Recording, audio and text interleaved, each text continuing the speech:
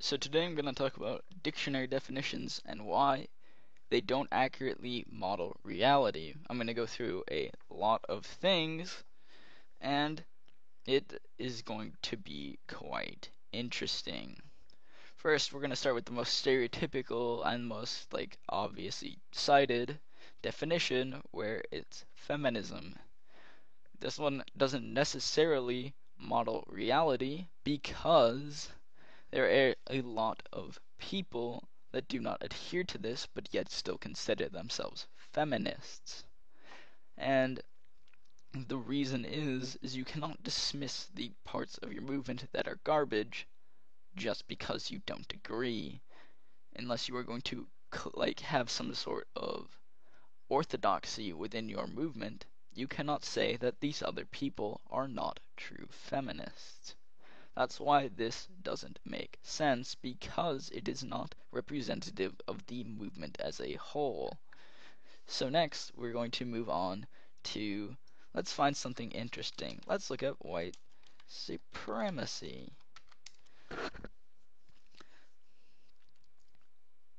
See, then when you get to something like this, white supremacy, you're going to find that indeed this seems accurate until you realize that there's a missing component. Many white supremacists are also anti-Semites. You can look at the Nazis, neo-Nazis, other things as well. But it is it is not quite accurate and not an approximation of what they really believe, although it appears to be close. It also doesn't say why they think that, which is why you couldn't just take a white supremacist group and ascribe this definition to them. Let's look at the reverse, and then we'll see that this definition is quite different from the structure of the ones we've seen before. Black supremacy or black supremacism is an ideology. Black people are superior, but you notice that it doesn't go after any specific races. But we know this to be not true. Black supremacy is usually going after the white devil, as well as the Jews. It is quite patently the reverse of white supremacy, which is not indicated here. This is the problem with just dredging up definitions. None of these definitions accurately model what any of these people believe. They are close, they might even be approximation, and then you get things like Rational Wiki saying that it's actually because of white supremacy that black supremacy exists.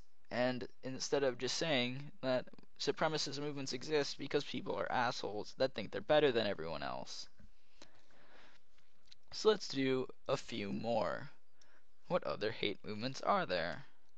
Let's do xenophobia. This one is accurate, but you notice that it's because there's no spin on it. Why is this one accurate? Because no one uses this term to go after a group of people. They usually just call them racists. So you'll notice that the more the term gets jostled around, the less accurate the definition becomes. There is a clear reason for this. The reason that people don't use the word xenophobia as much is because it's harder to paint someone as being a bad person just because you don't like foreigners. Whereas because foreigners don't have a race or creed or necessarily, you're not discriminating, you just only like people from your own country. Whereas when you go to racist, you'll notice that since this word gets bandied around a lot, it has this definition that people actually use, and then it has all sorts of definitions that people try to make it. So this one actually has an accurate dictionary definition of basically you're a racial bigot. Then you'll notice that people will say that racism is actually only able to be performed by white people. They have to change the definition, otherwise it does not suit their needs, just like they refer to the original definitions of feminism, black supremacy, in order to disguise what they actually are intending. white supremacists do the same thing with the Jews as well. So with this use of obtuse dictionary definitions and oh just look it up or do your own research, the whole point of this is to mislead people into coming to the wrong conclusion. Instead of observing your actions and finding what you are actually about or reading your literature and understanding what you are doing, you use definitions in order to obscure the truth. You use definitions to do things like, oh, we're not like that, or actually, those are just not true Scotsmen. This is obviously false, and you cannot just ascribe a definition to a group of people that does not fit them because it's convenient. Just as you would argue against people using eugenics to say that black people are inferior, you would also have to argue against eugenics that says white people are inferior, and you can qualities like black people being violent to them because it would be convenient for a white supremacist narrative. You cannot just change definitions of all white people to be white supremacists because it's convenient for your movement. Cough, cough. Black Lives Matter. You cannot just ascribe that you are not misandrists to feminism because it's convenient to not be misandrists, because nobody likes misandrists. Also, why nobody likes actual misogynists. And so, when you get to randomly redefining definitions in order to play this weird pedantic game, you run into people like me that say you are playing a weird pedantic game. You are all the things that you are saying you are not. Why are you doing this? And when you say that, they are going to say that they are not true Scotsmen.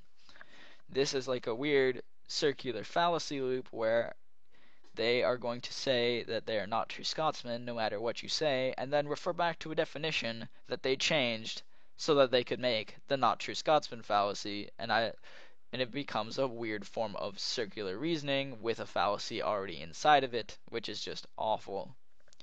The reason it's important to not look at definitions per se and to understand what the definition really means in the context of greater society is that many definitions don't actually model reality, as I said before.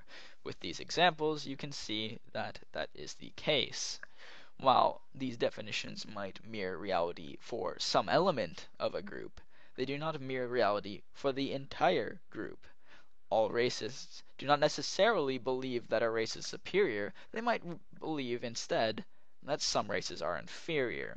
And why that is different is because if you believe that a particular race is superior, let's say white people, to black people, is different than saying every race is equal except for black people are worse. That's why I made that distinction.